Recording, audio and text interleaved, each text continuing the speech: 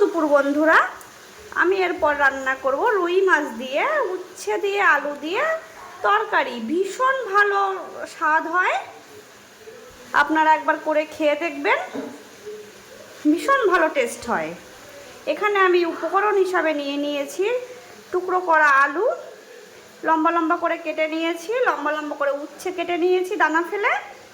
এখানে মশলা হিসাবে নিয়েছি আমি লবণ, হলুদ, জিরে, রাঁধুনি, তেজপাতা, শুকনো লঙ্কা এবং কাঁচা লঙ্কা চিড়ে দেবো আমি ঝোলের মধ্যে। এভাবেই আমার তৈরি হয়ে যাবে উচ্ছে আলুর দিয়ে মাছের ঝোল। এখানে আমি আলুটা ভেজে নিলাম মাছ ভাজা তেলের মধ্যে, দিয়ে দিলাম আমি। আলুটা ভাজা হয়ে গেলে আমি জল দিয়ে দেব। আলুটা ভাজা হয়ে গেছে, আমি এবার এর মধ্যে জল দিয়ে দেবো।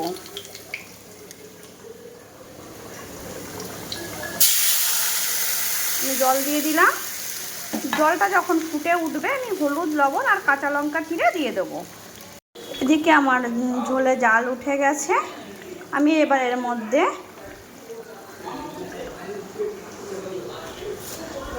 মাছগুলো দিয়ে দেবো। মাছগুলো দিলাম। এবার আমি এর মধ্যে দেব চেরা কাঁচা লঙ্কা,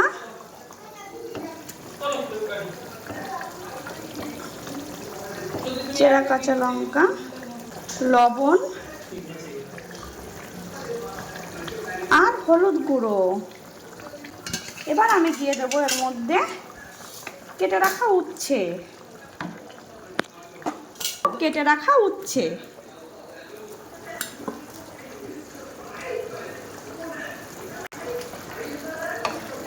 উচ্ছেটা যখন হালকা সিদ্ধ হবে তখন আমি এটা ফোড়ন দিয়ে দেবো। এবার তরকারিটা ফোড়ন দেওয়ার জন্য নামিয়ে নিচ্ছি। তেলের মধ্যে তেজপাতা, শুকনো লঙ্কা ফোড়ন দিলাম। এবার আমি দিয়ে দেব গোটা জিরে,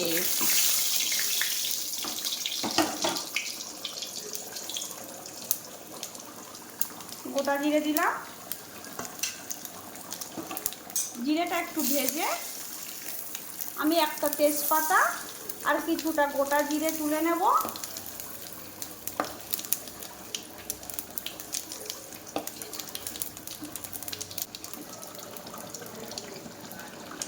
দিয়ে দিলাম রাঁধুনি।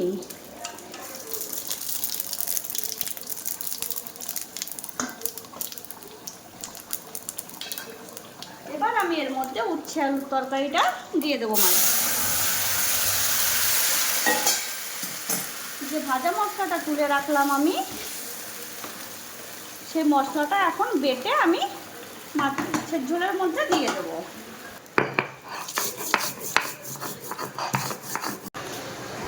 দিয়ে দেবো।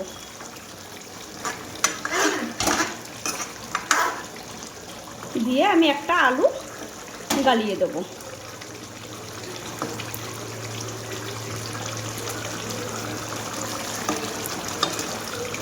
রেডি আমার উচ্ছে আলুর তরকারি। মিষ্টিটা চেখে দেখব।